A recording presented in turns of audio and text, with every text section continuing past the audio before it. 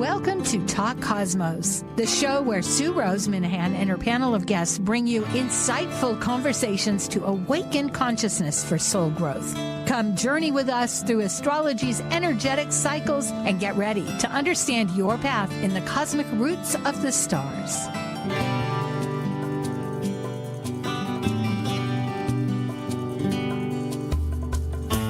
Hello, everybody. I'm Sue Minahan. This is Talk Cosmos, and today, August 3rd, yes, we're in summer, at least on the northern hemisphere, and the sky is really active with patterns.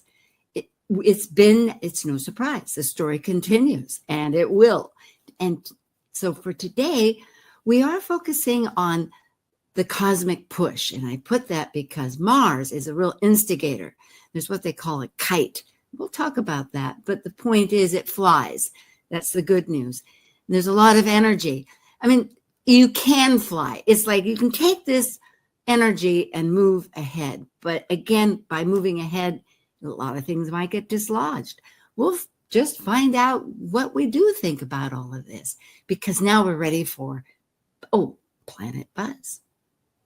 Focusing on perspectives of pattern-planet cycle relationships and understanding their archetypal energy consciousness, reflecting through history, current events, mythology, and philosophical questions, these are the members of Planet Buzz. I'm Sue Minahan, founder of Talk Cosmos since 2018. I'm an evolutionary astrologer, consultant, speaker, writer, vibrational astrology student, Dwarf Planet University graduate, Kepler Astrology Toastmasters Club charter member. I have a fine arts music degree plus a certificate in jazz. I'm an artist, musician, and certified color energy life coach. Especially, I love mythology and esoteric philosophies. And I'm Dr. Laura Tad. I work as a spiritually oriented psychological astrologer with students and clients around the world. As a counselor, writer, and educator, I love helping people recognize their inner strengths, take advantage of auspicious moments, and navigate times of challenge with greater ease. On my own podcast, Mythic Sky Storytime, I discuss astrology, mythology, and actualizing our full potential. Learn more at mythicsky.com. Plus, a special guest who we will introduce in just a short moment. And as the ancient Hermetic Code reveals, as below, so above. As above, so below. Hello, Dr. Tad. How are you today? I'm doing pretty well, Sue. It's good to be back. Yeah, just as I was listening to that Hermetic Code, I realized, by the way, despite all or because of all, one never quite knows, Hermes, our great planet Mercury, is retrograde. That's apparent. So yes, it's in that beautiful sign of Leo.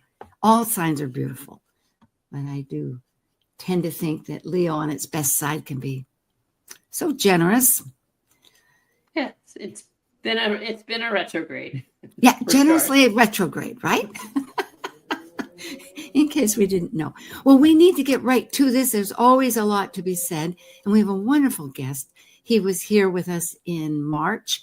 And in fact, I have a slide for that because the subject, Mars at 0 degrees Libra, is one of the focal points here. And Adam Gainsburg does a lot of work with Mars as Venus. Hi, Adam.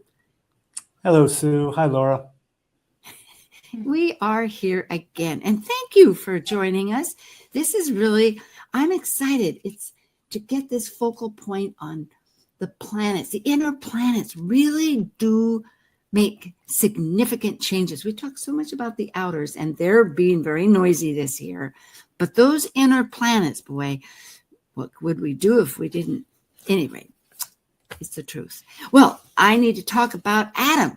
So, Adam is at soulsign.com. He also has a couple of other sites that we'll bring up. And Dr. Laura Tad is Mythic Sky and Talk Cosmos. Adam Gainsburg, he has 3 sites to contact him. Soulsign.com. That's like the overall has all the goodies. But Mars Gates, and it's coming up in September. There'll be a slide later on that you can get a hold of Adam for his really groundbreaking work with Mars as far as its entire plateaus or increments or gestalts of movement. All those words come to mind.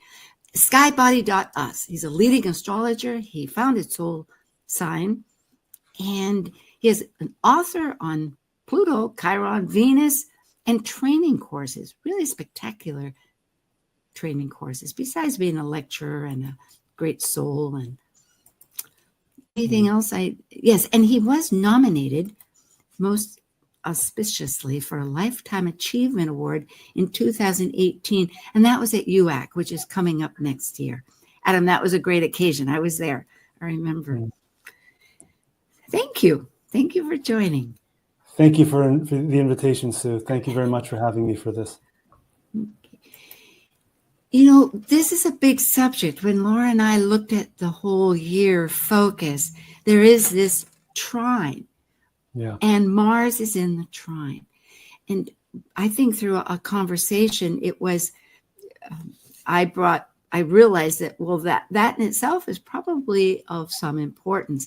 And this is not the main focus of this talk, but it is inherent because it's been in this mini trine, which is now a kite. Anyway, and all these patterns, some people know we would discuss. But I got curious and I decided to search. The search went longer. And I think solar fire goes back and forwards 5,000 years. Mm-hmm. And it turns out that there is a pattern that it goes from the beginning, close to zero of Gemini, of its trine between Gemini and Aquarius for these particular archetypes, for Uranus in Gemini and Pluto in. But it goes, because Uranus is only 7 years, there's 252 years before it gets to the next segment gap. Mm-hmm. And it's actually 3. So interestingly, it's really the decans, isn't it? It's like from 0 to 10, 10 to 20, and 21 to 30. But the furthest back it went, and there's like about 2,000 or 3,000 years, 2,500 years between one whole cycle of those 30 degrees and the next one. Mm-hmm. What really only matters for our purpose is that the next exact trine that they're having will be next year at an early degree of 4 degrees, meaning we're really at this threshold of a whole long cycle of, I think I wrote down, but the whole cycle itself goes over several thousand years. So it's a real energy push. Shall I just go on? Because that was... Yeah, I mean, I think I was looking to see initially at myself, like, when was the last time they were trying in these signs, and our next slide. There you And so, just to find them trying in any sign, I had to go back a little over 100 years. And I actually just found one of the things that I think is a beautiful quote that was from them that is perfect even for now with this trine. So in 1922, it's when the beginning of what became what's now the Irish Republic, when Ireland first got independence from Britain, occurred during the Uranus-Pluto trine. It happened to be, it was in water at that time, with Pluto in Cancer and Uranus in Pisces. But Michael Collins, who was the founder of the IRA and Sinn Féin, that's the political arm of the Irish government, his quote was, once Ireland had won its freedom from Britain, or part of Ireland had won its freedom from Britain, was that freedom to achieve freedom. That was the goal that they had achieved. And I really love that as a quote for this trine, regardless of sign that they're in. It feels very Uranian Pluto in that trine of like that freedom of Uranus, of Aquarius energy. And yet it's not complete. It's the trine. There's sort of more to come, more transition that can be more evolution in the works. And I think that's part of this energy that we're in right now, globally. Yes, Laura, that's a great point.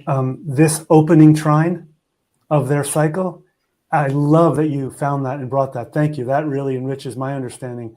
That freedom to create freedom, or to achieve freedom. Yeah. To achieve. Yeah, that's that real. And interestingly, go ahead.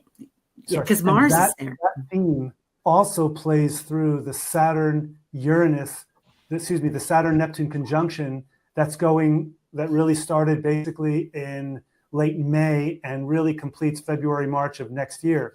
So the same archetypal or evolutionary intention in terms of collective consciousness is being played out through that great historic example, Laura, of Ireland's basically they're creating the situation, the environment in which they could be sovereign.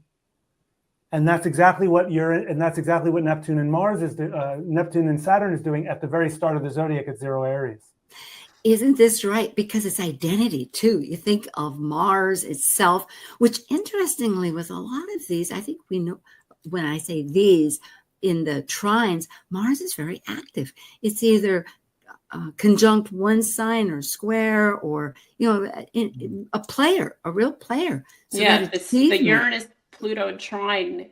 When I was looking through it, I went back to the 1100s, and most of the time, Mars was conjunct Uranus or Pluto. It was.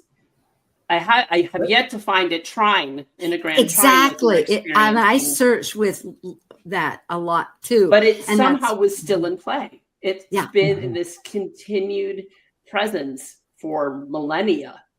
Mm-hmm. And I think, interestingly, there is that large gap from 650. I don't know if that was evident with those gaps I didn't mention, but 650 BCE, before the Common Era, and then up until 2026, next year is when it's exact. So during that time, that's when Uranus and Pluto trine and connect in all these other signs, including the flipped ones where Uranus is in Aquarius and Pluto's in Gemini. So what we have in store with this particular archetype is the new pattern. Yeah. I just want to say one thing there. So to attempt to attempt to describe what Mars does, what Mars's effect or influence is on this trine, because of Mars and Pluto's inherent relationship, and Mars and Uranus's indirect archetypal relationship, because in a way, Mars does things often that is completely unforeseen and unwanted in some ways. The violence, the violation, the not considering others in its actions, in its what it says and all of that, with Uranus just coming out of the future, out of the sky to land its wisdom and to land its seed, that Mars in the trine, not the square or their opposition, but Mars involved in the Uranus-Pluto trine, for me, it tends to bring about more agency for the latent archetype of the trine to actually start to materialize, and not always in the most conscious or the ways that are best or more equitable for everything. But it does initiate the manifestation of the trine potential, because as you both know, trines can have their own shadow. That energy just can keep looping and looping and looping and looping, and it feels so good. And why ever change? Why ever grow? There's no reason to. I love how you bring that up, because it's so instinctual. Mars is, regardless of whatever sign, is instinctual. It just needs, it's that energy, that pure energy of evolution in a sense. I mean, the world, the energy never destroys, it just recreates. And it's because of that motion going forward. And with vibrational astrology, which I am studying at length here, they have found, Linda Barry, who is a tremendous researcher, found that trines will be violent to keep their flow. They don't want to be interrupted. Yeah, exactly. And that's Mars's function in their trine. It interrupts the otherwise myopic and almost like where you keep it in the family and you don't let it go out of that lineage. Oh, yes. It breaks that up. That's really good. Yeah, that's really helpful. So Mars is really a player for an agent of evolution and growth. Even Absolutely. though it's really instinctual, even if it might cause wars, it might cause overt conflict and death. It You is have to have necessary for the larger evolutionary process. the rocks have to be pounded away to get the sand, you know. Then the sun has to beat on it to have glass. I think of all these nature things. And oh, yes, I've been told too that the universe loves action. And I've thought about that. And I thought, yes, Mars, it's all of this. Here we have, today's the 3rd. So in 3 days, and okay, there has been this trine because Mars is actually in Virgo, very late Virgo, and is applying to be in Libra. And for me, I think, and you'll tell us in a bit because we'll get to that, but whether that's a Mars gate when it gets into Libra, because it'll be exact and it'll be opposing Saturn. I might be jumping. Anyway, perhaps we should look at their work. They're going to finish up this business about the trine. And there will be 5 exact conjunctions starting in a year on July 18th. Did I say trines? Yes. Yes. Yes. You said conjunctions, so you meant trine. Oh, thank you. Thank you, Laura. Yes, trines, indeed. And it will begin at 4.5 degrees. Perhaps I'll just read these quickly for the podcast people. There are people that just listen. But many people will be saying this. It's going to be July 18th, 2026 at 4 degrees. Then later, 29th of November, it'll retrograde back to 3.5 degrees. Then the following year in 2027 on June 15th at 6, almost 7 degrees. And then the following year will be its last on the 13th of January at 6 degrees and 20 minutes. And they flip-flop back and forth, retrograde, the 2 outer planets.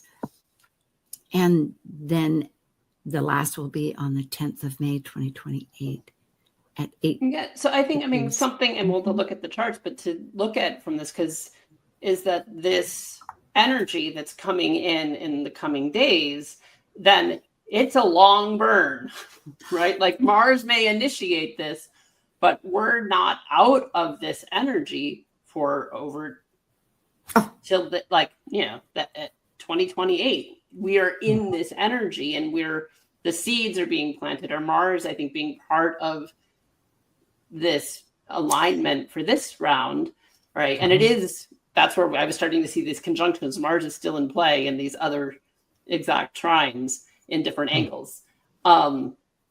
It's this spark that is very Martian, right? That initial energy kicking off this grand trine that then carries through until 2028 or through 2028. Yeah. So being that this trine is going to play in and out, as you've laid out here, Sue, in air, this is, as you say, Laura, perfectly, a slow, and I would add deep burn. This is going to deeply burn anything in us, personally and collectively, in terms of our relationship with our own inner air element, those parts of our inner life and outer life that are simply denying or holding on for dear life against the forces of our own change and growth and opening and surrender and evolution. And Mars, I think, will continue to play that same role. Laura, you've inspired me. I'm gonna be looking at Mars's position relative to their trines for these 5 to see exactly it's fascinating. What those are. It is so active. And I went back with those charts there since 3,500 BC, and it is a player. And if it's not with this particular, there's usually a trine, and sometimes with Mars involved, but it's not necessarily with Uranus and Pluto, but it is with another sect, might be Neptune and Jupiter. Yeah. Right. And I just want to point out there that if you go back, that period of trines that you've laid out there, Sue, from middle of 26 through middle of 28, that is not exactly, but pretty close to the entire life cycle of the next Mars cycle that begins January of next year and goes through 2028, February or March it ends. So the Mars-Sun relationship, which astronomically is totally independent of this Uranus trine Pluto cycle, those two things are kind of overlaying on top of each other at the same one. And this is in addition to the Mars, as you were pointing out, Laura, Mars involved by aspect to these trines. This is really jet propelling us. Thank you for that. And I am eager to hear more of this and I know you have slides too about Mars, because besides that, the Venus star points we're going to, as a nation anyway, going to be returning to the exact same ones that we had, because it also is a 250-year cycle. You have these, I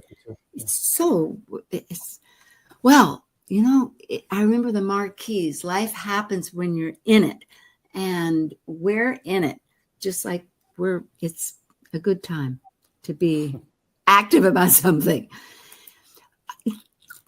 I brought this in knowing that you have slides, but I didn't want to leave it out. And if you're going to bring this up later, but maybe just briefly speaking, okay, I will just share that this is Adam's personal slide. I guess I didn't put that down here. That's okay. I neglected. Yeah, and there is an evolution. It is a cycle, and this is of real transformation. And in March, when we had our last one, it was at the Destiny Challenge, I think, wasn't it? In March, yes. It would have been just before, I think, or right at the Destiny, which is the waning square between the Sun and Mars. Yeah. It's the waning square. It's after the opposition. And that's when the Destiny Challenge is called such, because that's the time archetypally when collectively humanity is meeting all of its inner obstacles to accepting its destiny. And the way that we stay blocked to our destiny is we stay needful of personal fulfillment in the ways that we think we need. And when we can drop that, then the destiny or the Dharma starts to unfold or starts to show itself. So that's the Destiny Challenge. So now, though, and I do have this slide in as part of my few slides. So. Okay, yeah, because it is your slide. Yeah, it was the only one I had that I thought, well, we have to bring it up, because we've been talking about the trine between Uranus and Pluto, but really what's making this work is this grand trine with Mars. And I thank you for that, Adam, because I don't know about you, Laura, but on a personal basis, that's really what I've been scoping out is, yes, I've known why I've done things, but then I realized, gee, have I been selfish? Necessarily, things I need to do, but how is this fulfilling as a service to everybody? Whew, well. And so then have we moved into the elder phase? We'll find out. Oh, okay. Elder phase comes at the end of August. The elder phase starts the end of August. Okay. Yep. I'm gonna go through that. Sure. Yeah. So here we are with this actual ingress of Mars that perfects the grand trine closer in orb. It's not going to be perfected, but it's in orb. And then on the 9th, it actually opposes Saturn exactly, which I have a slide for too. But here, it does show this ongoing mini trine, as they call it, talent trine between that Uranus and Pluto square that is sextile, the 60 degrees connecting with the fire planets that have recently ingressed into Aries that we brought up, that we're now identifying, and that's Saturn and Neptune. And with Mars across from it. And this trine, it's, well, I'm going to get to this too, but this is so important to me as I was thinking about what I wanted to share in our conversation today. That this period, for those listening or watching, this period, I mean, from basically the night of the 5th through at least August 10th, is a real hotbed where this energy perfects. And even to the point where on August 8th, the moon aligns exactly with Pluto to even further trigger all of this to happen. So I just wanted to mention that slide that you just put up there, Sue, on which is for the 6th, the entire period for me is the 5th through the 10th. I like that because I actually put the 18th. I don't know where I put that. Maybe it doesn't show on this slide, but there is an extended window. So that's a good week. That's an entire week. So that's in a few days, starting Tuesday, I think. Yeah.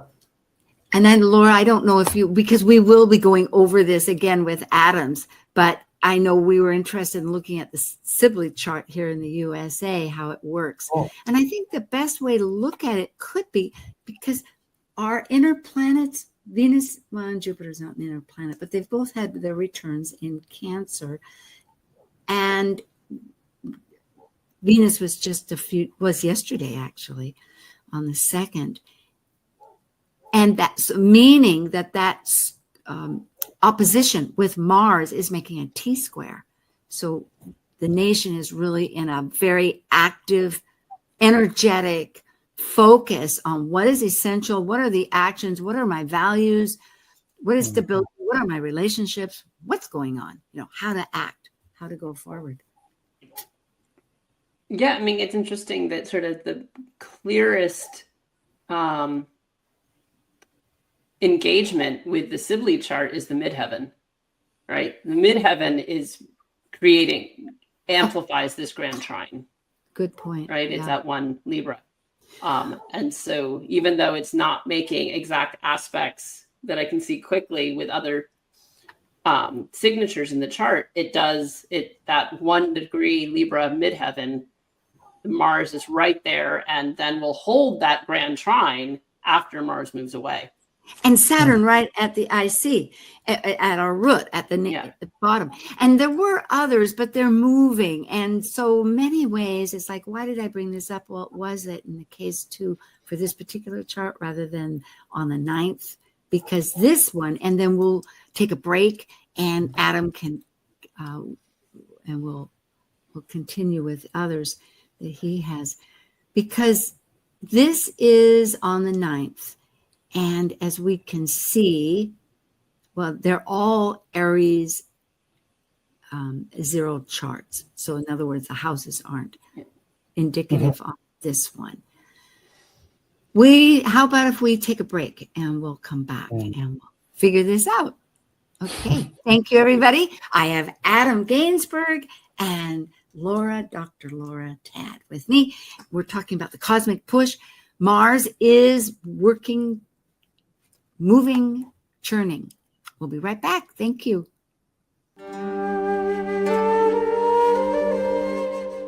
While we take a break from this week's edition of Talk Cosmos, let's take a look at this cycle's archetype. We are currently in the Yang period of Leo, ruled by the solar sun. Having departed from a cycle based on the internal process of emotional attachments requiring security and safety, the energy of Leo externally manifests our legacy through children and artistic creations. As a fixed Yang fire sign that desires to ignite actualization, Leo the lion takes the risk to generously exhibit love and welcome all to share their stage with joyous pleasure for living life. Talk Cosmos brings insightful conversations to awaken consciousness for the soul growth with hour-long programs.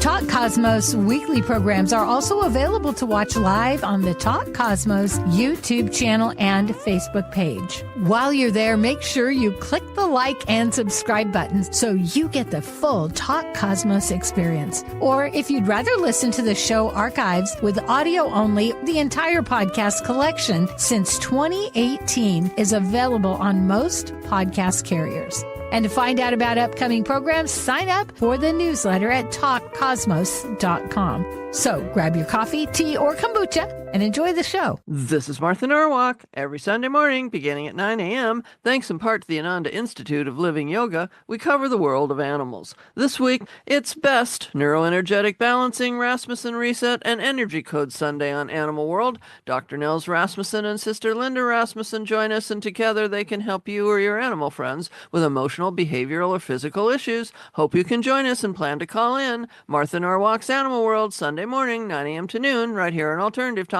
AM 1150. Wherever you go, Alternative Talk 1150 is here for you. Hello. Just a brief mention to everybody about our panelists, and then we'll go right into Adam's slides because there's power there. Soulsign.com for Adam, and for Dr. Tad, it's at mythicsky.com on Talk Cosmos. So yes, the Mars Gates. It starts in the fall. Adam, you want to tell us? Yes, this is a course that is not based in astrology. This is a course for men. This is a course for men to regain a living daily relationship with their own bodies, specifically how their life force flows through their circuits. And it's focused on a man's sexual anatomy, the specific places within a man's sexual anatomy that each hold a unique aspect of his own masculine consciousness. And so it's an inner practice course. It's a course whose practices is rooted in ancient mysteries. And it's a sacred space that men can come into and not only learn about their own life force, their own Shakti, but it's a place for them to meet a kind of deeper layer of their own power that I've found that a lot of men are subconsciously afraid of. That is so powerful because, oh, I love this. Yeah. Yes. Oh, that's great. There's various classes that you have, and I guess this is on your soul sign. And the reason I stuttered there is because the Venus, the Venusian, there has been the feminine that we're working on, but it's a tandem. They both need to be supported and realigned. So I thank you for that work. And Sue, astronomically, when you look at the cycle from beginning to end of Venus, and you compare that to the cycle from beginning to end between Mars and the Sun, so Venus and the Sun to Mars and the Sun, two different cycles, comparing them, they're literally inverses of each other. Venus starts her cycle closest to Earth, Mars starts his cycle furthest from Earth. And they go around that. So there is a literal astronomical, spatial distance polarity there. And then when you start to dig and go deeper into the archetypal and the evolutionary implications of all of the stages of each cycle, that's when we can really take it and make changes in our life that are demonstrable, rather than just studying and understanding more in our minds. And that's what my work is all devoted to. The integral. And I know you work with Venus too. In fact, I have Venus rising. No, that's Ariel Gutman. Well, anyway, I have your book too. It's the Light of Venus. Yeah, the Light of Venus. Yep. Thank you. Yeah. Great. Laura Tad, you have, I know, coming up with a retreat, but first you have Cosmic Conversations. It's monthly, it's local, but people could be in your area. You want to get and the one this month or August, we're in August, is actually going to be tomorrow. We're doing it Saturday morning instead because I hold it in a loft above stables, and it was almost 100 degrees in July to give the talk. And so we're hoping Saturday morning will be much more comfortable. Sounds good. Then the evening in the South gets pretty hot here. So so we're trying Saturday morning. And then the Goddess Awakening Retreat is the annual retreat I've been helping a dear friend of mine out with that is on Playa El Coco in Nicaragua. And it's right on the Costa Rican border. So we're literally, you can see Costa Rica from the beach. And it's right where the jungle meets the ocean. You get woken up by howler monkeys and get to see baby turtles released into the sea.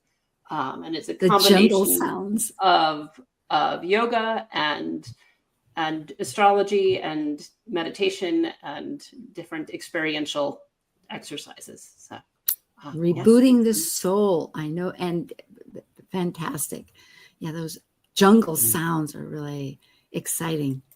Actually, I used to live near the park in Seattle, and I'd hear all the sounds. But being in the forest somehow, in the jungles, and hearing that in the morning is extraordinary.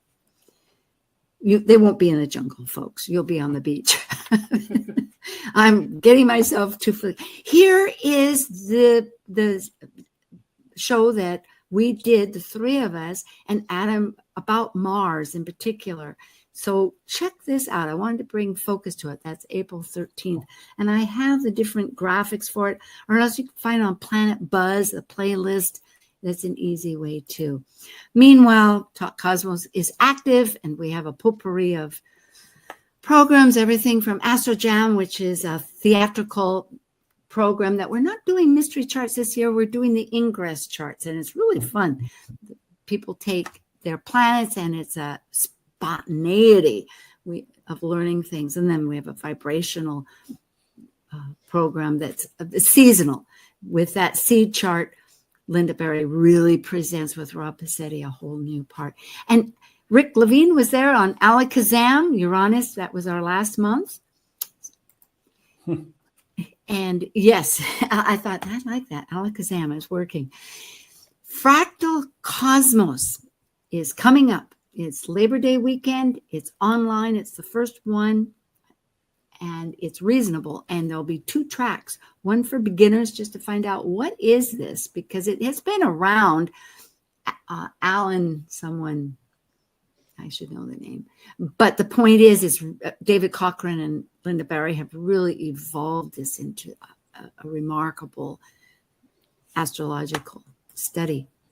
Well, we are going to go into Adam's charts, but we'll be talking about, oh, well, there we go. Thank you very much. Go ahead, Adam. Well, yes, I just have a few slides here. It's more, I wanted to just point out, make a few points, and then we can discuss any of this. So the cycle that we're referring to here, when we say the Mars cycle currently, is simply the Mars-Sun cycle, or Mars's heliacal cycle. And it began there's the date, it began in the middle of November 23, and will complete with the Mars-Sun conjunction on January 9th, 2026. This is the Capricorn. This has been and will continue to be the Capricorn cycle. Why? Because when Mars first heliacally rose, that means, and here I go back to the ancient skywatching principles long before there were charts and computers to calculate anything. When a planet heliacally rose, that began the ancient skywatching priestesses and priests, the beginning of the cycle. So the heliacal rising of a planet, in this case, when Mars was first enough distance from the sun to be seen as a morning star over the eastern horizon, he was in the sign of Capricorn. That's why this whole cycle is described as Capricorn. It's similar to a human being's birth. We're technically alive in utero for 9 months before, but we take our astrology from the birth moment or the first breath moment. It's the same thing here. So I just wanted to mention that this has been Mars's cycle of exaltation, where very strong Mars, sometimes imbalancedly so. When Mars is it's arguable that Mars in its sign of exaltation, Capricorn, is even stronger and more effective than when he's in a sign of rulership in terms of getting things done, achieving Martian type things that are signified in our lives. So let's see. There we go. Now, within this cycle that we're in right now, we are in the service phase.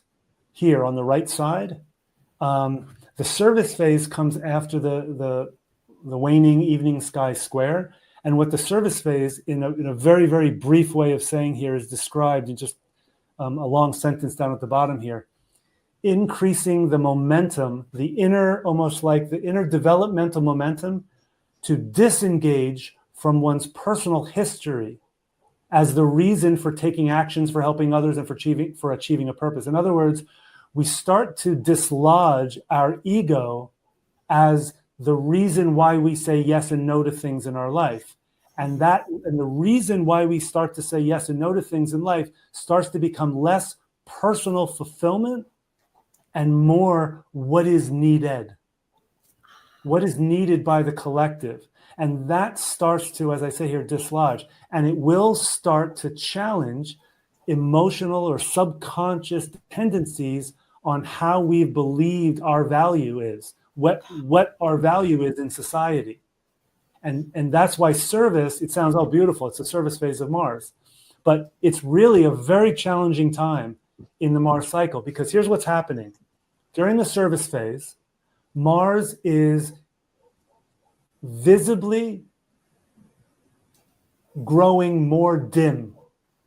He's traveling further and further from the Earth.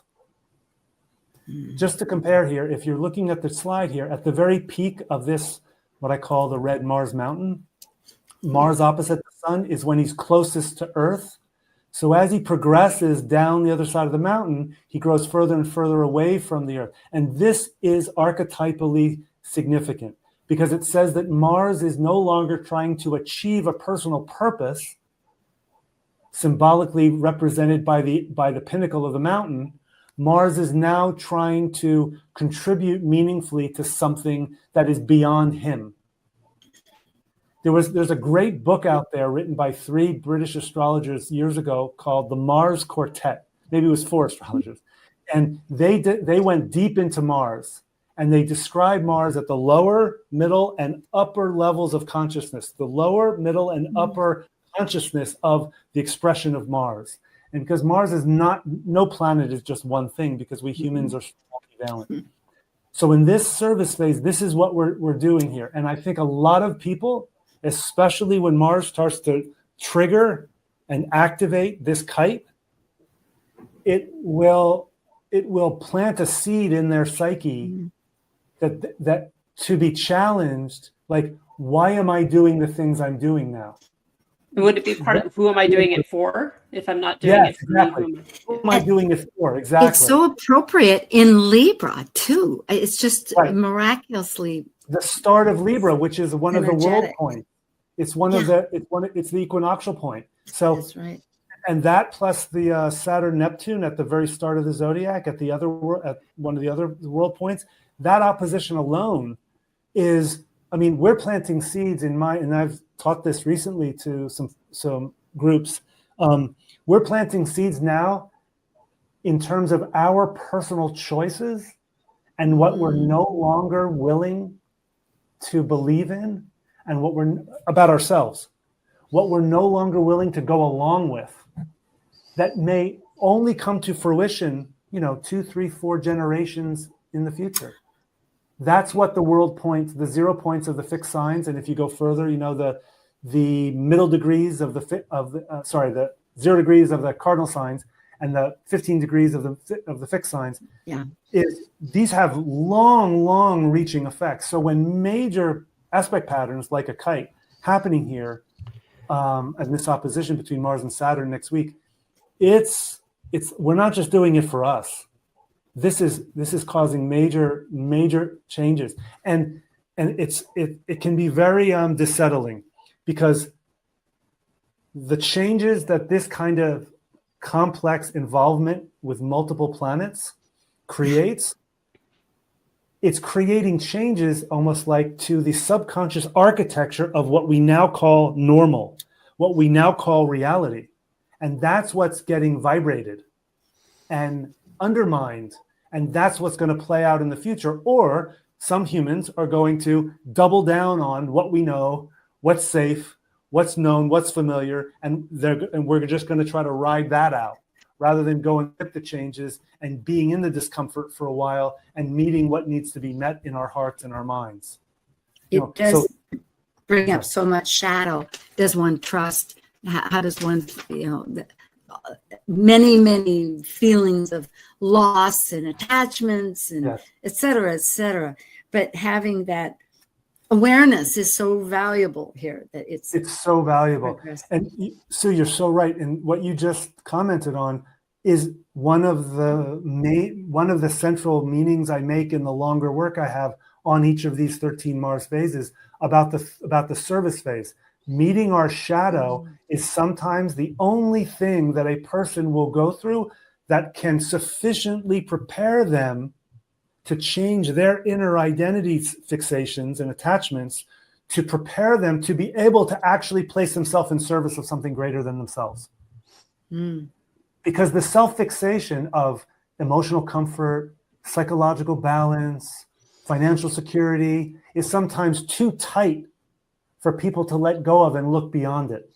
The memories, the fears, yes, of maybe other experiences where it wasn't so easy. Now it's settled. It's like, do I really need to rock this boat? But exactly, yes. Yeah, but there are storms, and I know, like, even the ocean, just briefly speaking, is pretty turbulent still here in Hawaii ever since that earthquake. So life too, this is,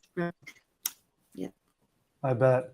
So these are the dates of all the current Mars, in the current Mars cycle. These are the dates of each of the phases. So I've highlighted in yellow the service phase. It started back at the end of April this year, and it will go through August 28th of this year.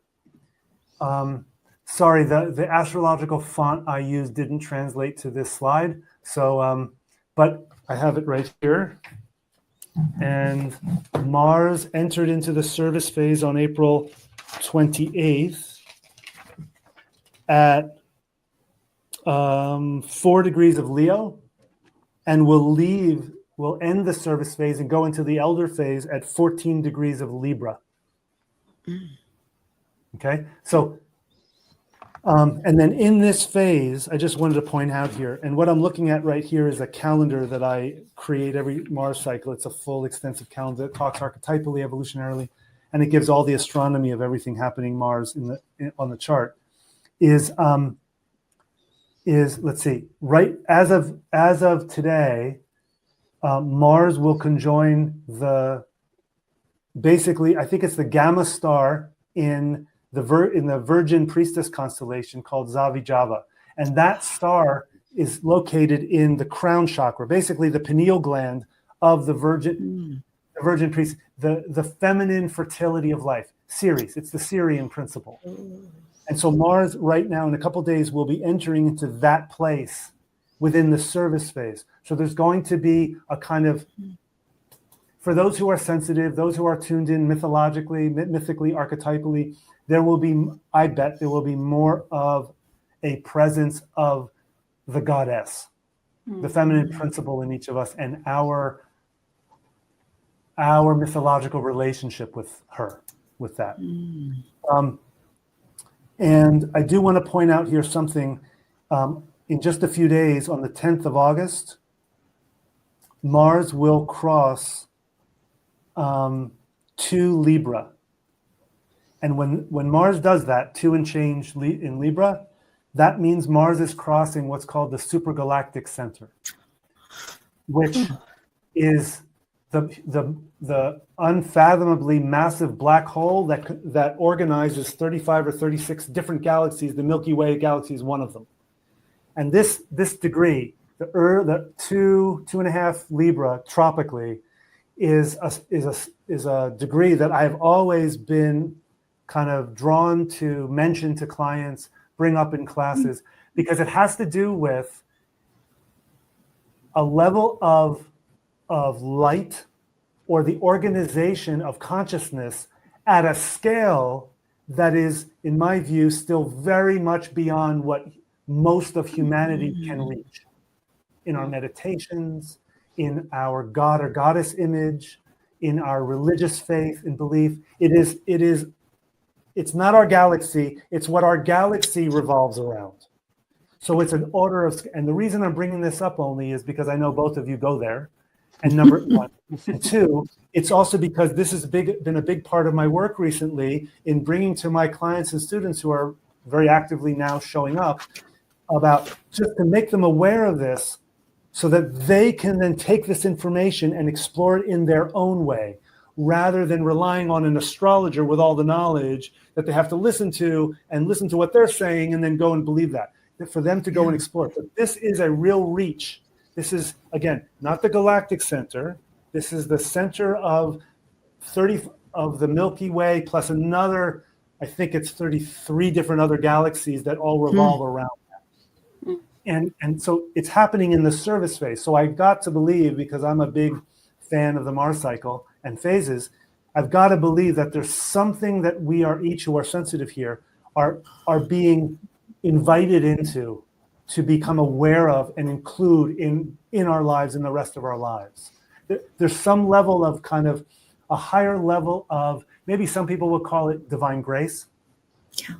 Some people might call it kind of like my inner marching orders, my intuitive marching orders, or whatever. Like it, but to be just simply to be aware of this. It's like the brass ring. Yeah, they say about dreams, reach for the stars. Well, in this sense, the higher intention would be for the cosmic, well, I'm glad I said cosmic push now for this whole show, because really that's a wonderful tall order, but it's not too tall. It's alignment. Yes, thank you. It's alignment at a higher order. It's like a whole other octave of sentient consciousness. Right. So next, I just wanted to, this is just the chart that I pulled for August 8th. I pulled this chart because here's Moon with Pluto. So when you just look at this chart, here's the trine with Uranus, still not exact, but still active. But it's waxing to the trine. It's applying. Here's the Sun, the Saturn, Neptune, both retrograde at the very start of the zodiac at 1 and change of Aries. And here's Mars having just ingressed into Libra. And then the Moon there with Pluto is like pop. So that's why I was framing this by roughly the 5th, the 6th of August through the 10th, or maybe the 10th of August, as a period when politically the wars, both the overt wars and the hidden wars that are very active right now, hidden wars against populists, against the population, hidden wars against human freedom, to achieve freedom to be free. As you brought before, Laura. Like that's what I see. This is like a real seed. This kite pattern can really, really, like, it's like just asking of us, like, hey guys, what do you want to do now with all this freedom and all this sovereignty and all this blessing that is your life and your ability, your skills and your compassion and your intelligence and your gifts? What do you want to do with this? Do you want to just try to get through this life, like, and not get hurt too much? Or do you really want to make a contribution and risk a little bit of comfort and safety to help others who are very, very much in need? Indeed. I was going to say about the Moon, just here it is so powerful. And I noticed that it was at 0 degrees Libra earlier before Mars ingress. So the Moon again is this trigger point. Go ahead. So actually speaking to the Moon, so when the Moon gets back to 1 Libra, a few weeks after this, is the day Venus will ingress into Leo and be opposed Pluto. And we get another kite. What a whole myriad between the emotional part, our action part, our value part. Of course, it's integrated, but we're getting these levels of focus. So it's like this almost a lot of the same players in a pivoted kite, because now instead of the Mars being the opposition, so Venus is the opposition, and it's both at almost their ingress, which is fascinating. That's how it is being triggered. The ingress, I completely agree with you, Laura. This chart here, when the Moon reaches Pluto, in light of what you just brought, with when the Moon will reach, when Venus will oppose Pluto, and the Moon will be where again? Will be 1 Libra. We'll be at 1 Libra, right? That event is very connected to this event. There's a theme there, and the theme is the Venus moon, like you said, another kite being formed. But this has to do with almost like, if I could attempt an interpretation here, revealing our inner blind spots and expectations of what our resources and value is. This plants the seed, Moon Pluto, but that will reveal it, will bring it out. Yeah. Libra, Dig Venus, down, and shine that light into those crevices and embrace, because once we can go through it, I think people get scared. It's like, am I going to get stuck? Well, we don't know how long, but you'll get through. Thank you, Adam Gainsburg. Thank you, Laura Tad. And thank you, everybody, for listening. And may the light just buoy you somehow to go forward on your journey. We're all in it, somehow connecting. Thank you so much. Thank you for joining an insightful conversation on Talk Cosmos, the show where Sue Minahan and her panel of guests awaken consciousness by connecting soul growth patterns with astrology's energetic cycles. Be sure to tune in next week, same time, same place, to continue your journey through the roots of the cosmic pathway.